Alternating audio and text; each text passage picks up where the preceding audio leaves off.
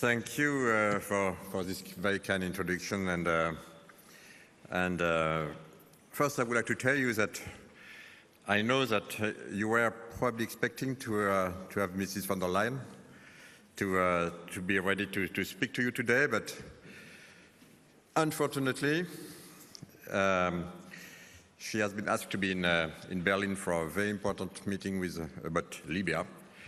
And I was supposed to come with her, but now I'm here on my own. But I will speak to you about what you said about our digital agenda. First, I would like to tell you that I'm extremely happy to be in Munich again. That's one of my second city. I spent a lot of time here over the past 10 years. I have many, many friends. Maybe I have something special with Berlin because my daughter, who's married a Berliner, lives in Berlin, and my two grandchildren are in Berlin. But still, I love Munich. So thank you, and it's good to be back here together with you. So it's true that today we'll speak to you about the European digital agenda, and you are extremely right. You must see this commission that we call between us the von der Leyen Commission under two directions. First, the digital transition, and then, of course, the Green Deal, or vice versa. Extremely important two objectives, ambitions that will probably have a very, very strong influence for us in Europe and for our children over the coming years and decades. And within this commission and objective, I will speak to you about my portfolio, which is pretty large because, as you mentioned, I'm in charge of internal market, but also when we speak about internal market, for the first time also digital, and for the first time also for defense and space.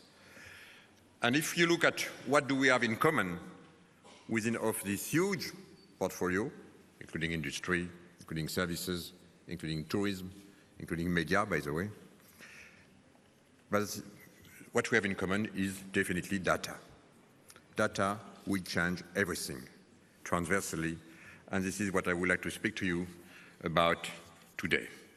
When we speak about data, it's clear that I used to say, hopefully, if we work well all together, regarding the way Europe will handle its own data, it will be a before and an after von der Leyen Commission. Because yes, our objective, and of course we are an open continent and I will come back on this, but our objective is that I have a friend that I see here coming from Siemens. Hello, Joe. If we look at what we have today in terms of data, it's true that my ambition is that European data will be used for our European company in priority, for us to create value in Europe. And it's true also that if we look in the past, some say that we missed a little bit this first data wave. My answer is, first, that no, Europe is now lagging behind its data battle. Yes, its first battle was mainly made on personal data. And it's true that today, if we look at the planet as a virtual data lake, the number of data that we have available on our planet today is roughly 35 to 40 zettabytes of data. In other words, 35 to 40,000 billions of data. This is today what is available when we speak about data. The good news is that now we are doubling this amount of data every 18 months. In other words, that's a little bit like a Moore's law in terms of data creation. Every 18 months, we are doubling the number of data created since the beginning of humanity till now. So it means that at the end of our mandate, together with Ursula von der Leyen and my colleagues, the planet will move from 35 zettabytes today to 175 zettabytes at the end of 2024, beginning of 2025. It means, of course, that in Europe, since we generate roughly 20 to 25% of the data produced in the world, it means that between now and the end of our mandate, the data that we'll create in Europe will be 40 zettabytes of data. In other words, the exact number of what we have in humanity today. So, that's the good news. We may have missed a little bit the first wave. Let's be clear. My job is that we will not miss this second wave. And by the way, where this data will come from? This data will come from mainly, Jim Schnabel, from industrial data. And I don't, in my position, Jim, I don't speak about any company. I don't give any name of any company, and I try also don't speak to any country, except Europe. But still, it is true that if we look at today, where these data are located, the famous 35 zettabytes of data, mainly today, 80% of this data are located in data center or cloud, and already, early 2020, 20% on a pervasive way everywhere. Beginning of some in connected car, some in virtual factory, some in machines, some in smartphones, some in hospital, but 20%, which is still already a pretty good number, big number. But what will happen during our mandate? If there's something that we need to remember, this number 80-20 will move to 20-80. In other words, in 2025, from the famous 175 zettabytes of data, 20% of those data will be located in cloud and data centers, and 80% everywhere. Everywhere. And that's a huge change of paradigm. And of course, as you know, we will create value more and more locally where data are produced, adding artificial intelligence and computing power more and more locally where data are produced. Of course, we'll continue to swallow some metadata to continue to run machine learning and so on. But this change of paradigm is happening now. It's now. With edge computing, with everything that we will be, the consequences of this, will change drastically our way to handle our data, to see what we can do with our data, and of course, in terms of cybersecurity, believe me, it is changing here again everything.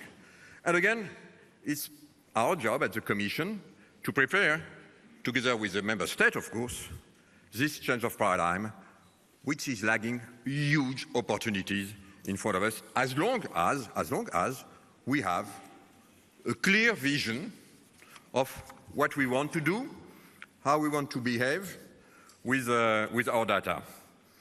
And I remember, I'm reading, I remember Jim, we were together 6 years ago. We were advocating, I think you were CEO of another German company, I don't give names. I was CEO of another company, I don't give names either. Huh? No conflict of interest. By the way, I don't have any more shares. Huh? I'm totally free. But still, with Jim Schnabel, we were advocating and starting to say, hey, in terms of industrial data, European data must be stored and processed locally in Europe under European rules. And of course, it's our job to give rules. We don't want, again, to give too more rules, but we have to be clear. What are rules? What are our values? So that, and by the way, what kind of laws applied on the data processed in Europe. And believe me, in my former life, all my customers were coming to see me and say, Thierry, okay, you run our data, but we want only European laws to apply on our data, not some extra territorial laws applying on our data, even without us knowing what is happening with our data.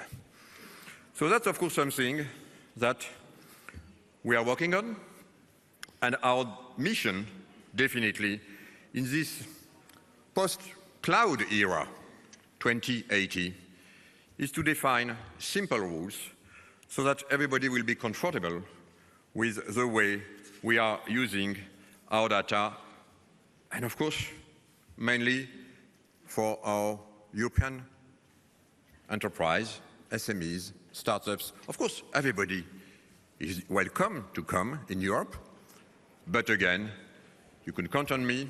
I will be extremely clear on the rules that we will apply on companies, entities processing our data in Europe. And that's, of course, an extremely important subject, especially when we speak about AI. And we will have also an AI vision ambition strategy. It's normal. We will have to express also in the algorithm that we will use in Europe our values. But you are specialists in this room, and you know that what is AI about? AI is first data, valuable data. AI is algorithm. AI is computing power. And it's my job to make sure that we create a favorable landscape for these three dimensions. That's my job. Here again, I don't put any invisible barrier. I just want to make sure that everybody understands that in continental Europe, we are driving car on the right side. That's it. That's my job. And everybody is welcome as long as you fulfill our requirements. I will be clear, I will be strong. Because at the end of the day, we are talking of the future of Europe here. We need partners, we need everybody. And by the way, we have the talents. We are here in Munich. I'm amazed of the talents we have in Munich and in Bavaria. But we have talents everywhere. Of course, we will continue to enhance it. It's so true that when I'm going in the world, especially in my previous life, I find Europeans everywhere, especially in this environment, everywhere. So we'll make sure that our young talents will be able to find jobs here. I will love they to stay in Bavaria. It's so nice. And elsewhere, of course, in Europe. Infrastructure. For this to happen, of course, we will need the right infrastructure. First, computing power. And it's extremely important that we monitor our computing power more and more in Europe. We work on this. We have USPC. We will continue to monitor this. We will launch new initiative. I will speak in a few minutes about one of my favorite subjects, quantum. But still, before to speak about quantum, we need to continue to enhance this. And believe me, that's a very important program that we will follow carefully at the Commission level. But in terms of infrastructure, of course, I need to speak a little bit on the 5G deployment. Because obviously, 5G deployment, and especially standalone 5G, in 2 or 3 years, will be a critical architecture allowing, of course, to run and deploy this vision that I gave you, 80-20, 2080. And of course, having the ability locally, everywhere, to deploy antenna will become smart antennas with AI and computing power locally embedded in each antenna so that we'll be able to create a local interaction which we change the paradigm that we described. Of course, 5G is something which is pretty fashionable these days. But as a former chairman and CEO of a big telco operator, I know this subject pretty well. And I just want to tell you why it is normal that the member state decided to take a specific look at 5G. Because 5G is not the deployment of a new enhanced telecommunication network. It is something new. It is a new architecture, totally new. You had GSM, you had 2G, you had 3G, you had 4G. But 5G is not a 4G plus. 5G, standalone 5G, is something totally new, which will allow, again, to develop many new applications, to run many critical applications for all our fellow citizens in Europe. We'll be in smart cities, we'll be in connected car, we'll be in hospital, we'll be in retail store, we'll be everywhere. And of course, a lot of these applications are the responsibility of the states to make sure that everything is well developed the way we want and with our own values. Needless to say that when you have such a massive deployment with so many smart antennas, each point where you create a data is a potential entry point in terms of cybersecurity, which is changing drastically our way to monitor cybersecurity at the level of an operator, at the level of a state, at the level of the union, because of course everything is interconnected. This is why we needed to have a collective approach on this issue. Here again, I will not speak about anybody. It's not my job. I'm just speaking about Europe. First, I would like to tell you that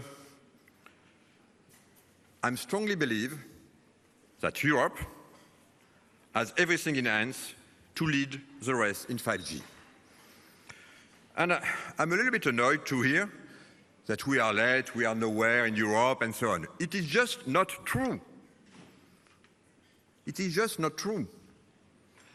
I'm an engineer and scientist myself, and I can tell you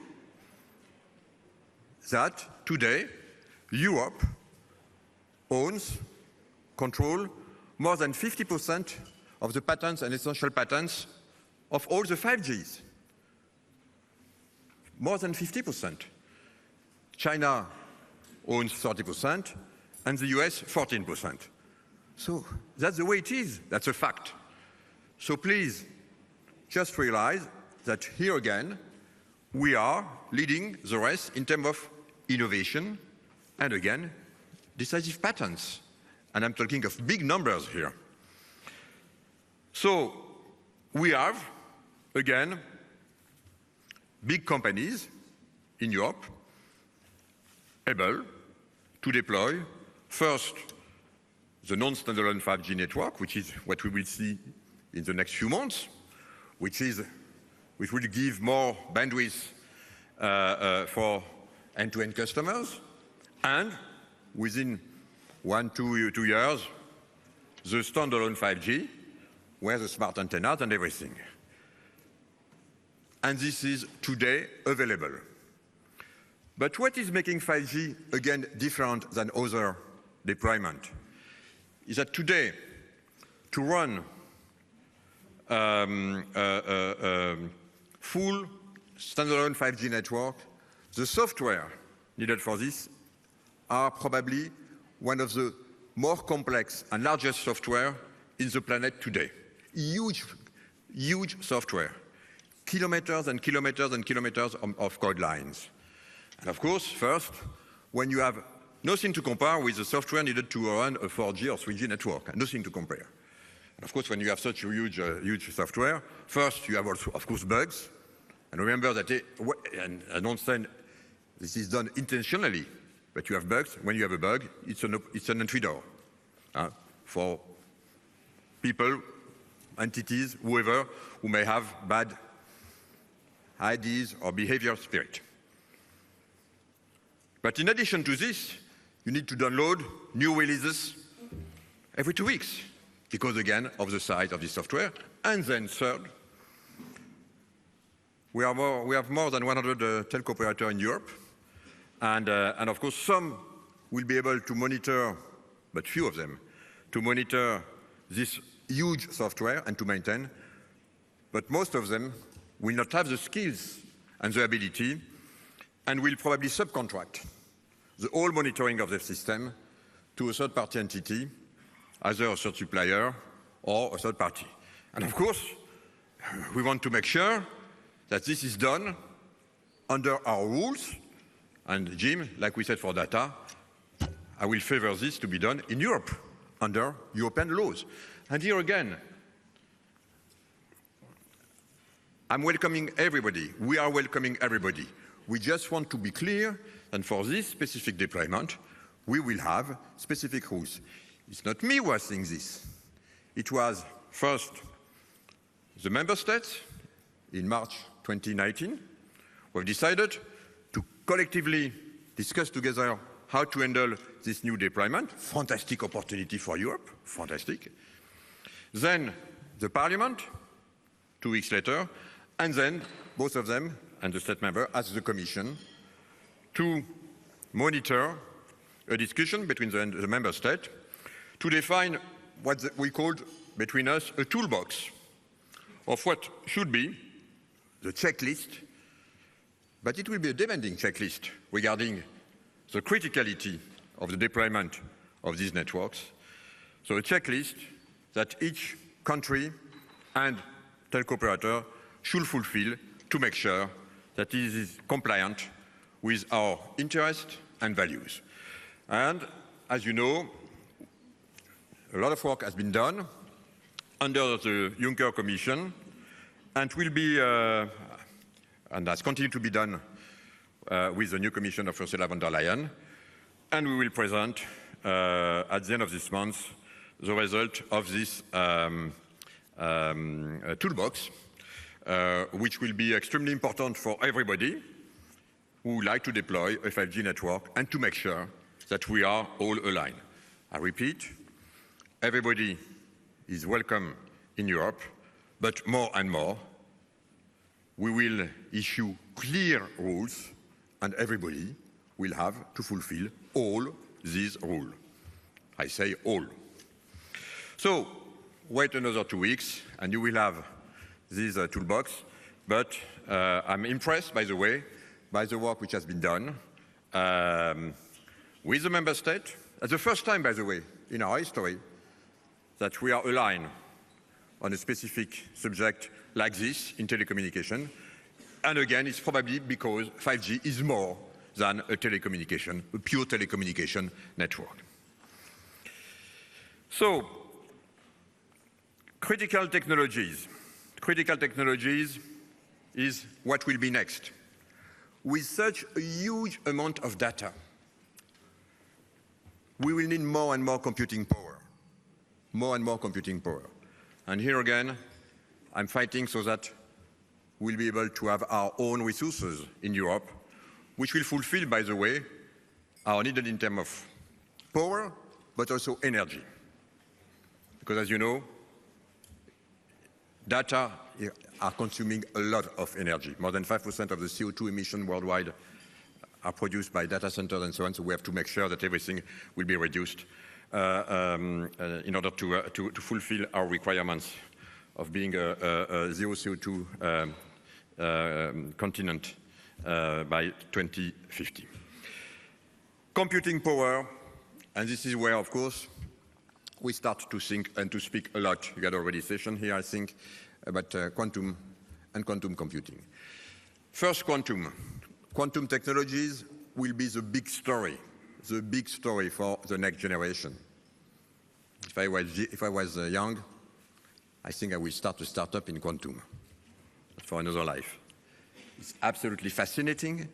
We have so many capacities in Europe, it's amazing. By the way, I just remind you that quantum was invented by a bunch of young physicists 1 century ago, German, Italian, French, Danish, we all know them. And now it's time to see the first deployment. It's fascinating. If we are able to speak today the way we speak, it is because laser, it is because atomic clock, it is because all these things which are the first application of quantum technologies.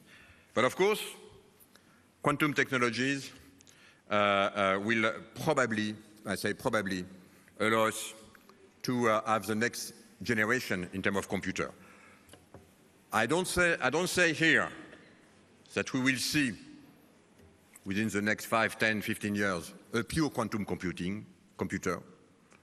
But what I'm saying is with the research that we have in Europe and elsewhere on the planet, I am absolutely certain that within the next 5 years, we'll start to see some quantum accelerator, allowing, by using some device, being able to entangle 20 qubits, and we can do this already, reducing the noise, allowing to accelerate drastically some specific algorithm, and to embed it like you have a CPU on a supercomputer, a GPU, you will have this quantum accelerator. I know many companies working on this. Some of them are European. And of course, the Commission decided with the Quantum Manifesto to invest 1 billion euros in research here. So I'm expecting to see the first quantum accelerator within the next 5 years to be able to accelerate some specific algorithm again, allowing to increase drastically computations or ability to find an information in huge data lakes. And here again, we will do that this will happen in Europe. I'm amazed. I know most of the research centers working on quantum in the world. You will be amazed to see so many Europeans. How many Europeans are in this center? In Europe, of course, but in the US, in Asia, including in Australia. So anyway, my message here is that we are not late. We understand what it has at stake. We have the team, we have the skills, we have the will, we have the ambition, and I think we understand also what we're talking about. So the good news is that we will do everything so that Europe will not miss the new data wave, the industrial and B2B data wave. We'll do everything it takes. We'll do everything to be extremely clear in our requirements. So everybody, like always, will be welcome to come to work with us, but not vice versa. Thank you all.